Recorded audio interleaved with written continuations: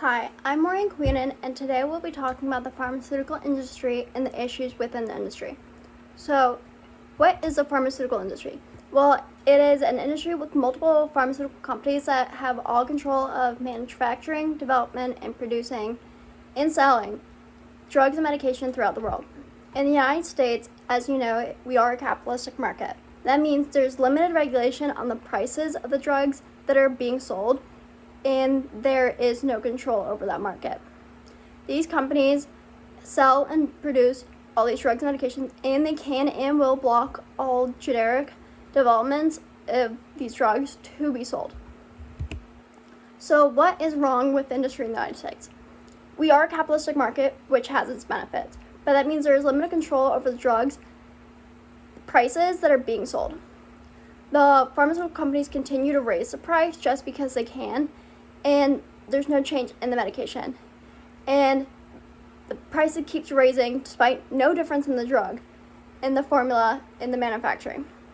The blocking of the development of new generic drugs is so big because these companies don't want the competition.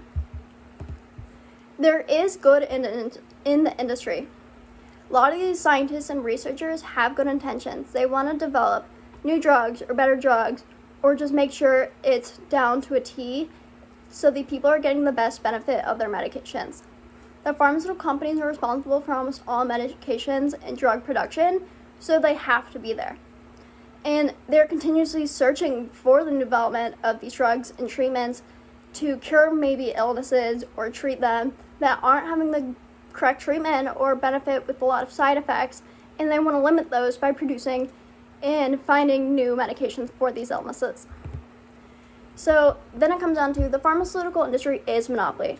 And then you kind of think, what exactly is a monopoly? A monopoly has control over a specific industry that produces money, and no other company can build off that. It's like the board game. So when you get certain properties and continue to build off that property that are all within the same industry, no one else can buy in and make money off of it.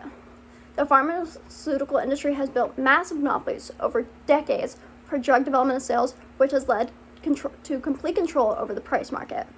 These companies do that by placing patents over the drugs and medications.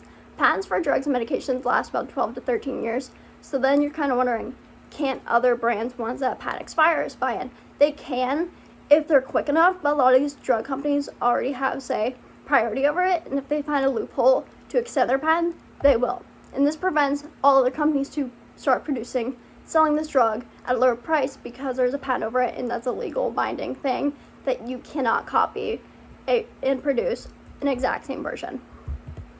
So what happens when the patent expires? So like I said, some companies will try to buy in or buy that patent if the other company can't renew it.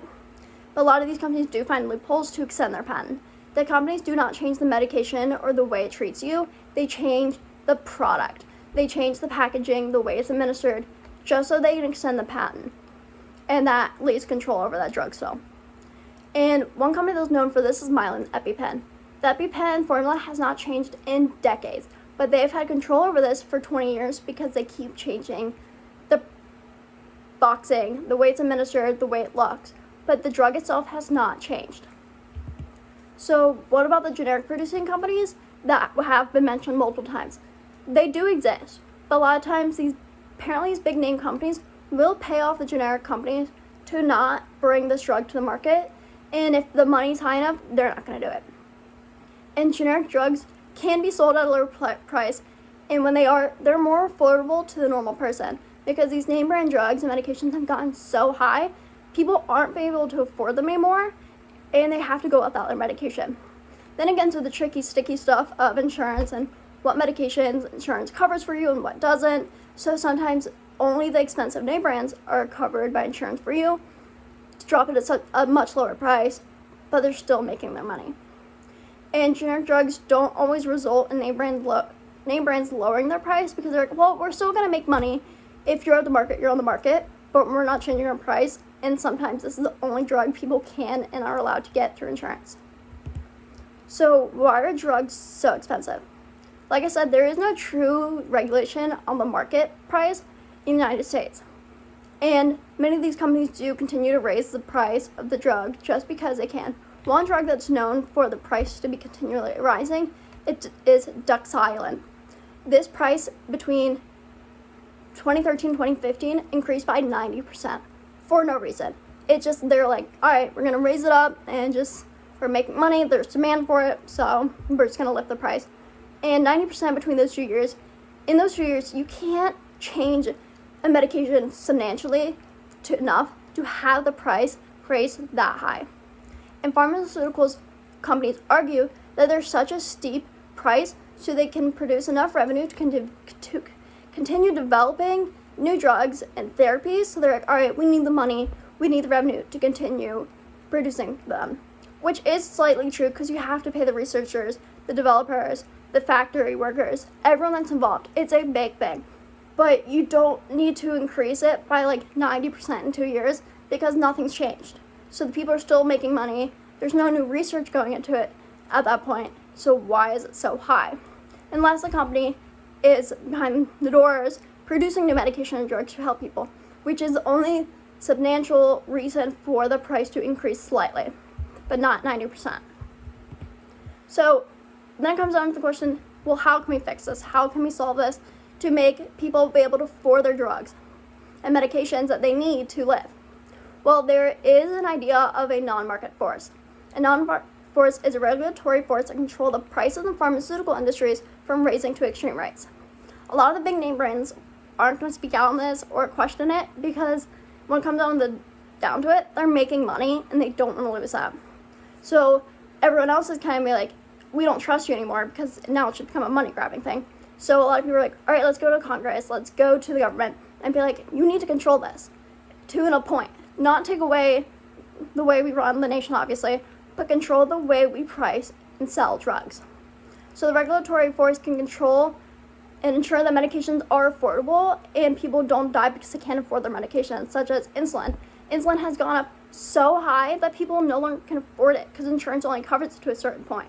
So after they've already hit their coverage max, they're having to hand out thousands of dollars just to afford their medication. And that becomes morally wrong. People shouldn't have to live or try to go broke trying just to survive and not die because they're out of insulin. So the regulatory force is like, all right, here's a line. You cannot cross this line with your prices.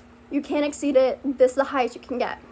Another idea is to base the prices on the clinical benefits of the drugs compared to others. Say one medication has a 90% working rate for the people that take it, or another one is 75%. The one that's at 90% benefit will be at the higher price, obviously. So this drug will be priced at the clinical benefits for the people.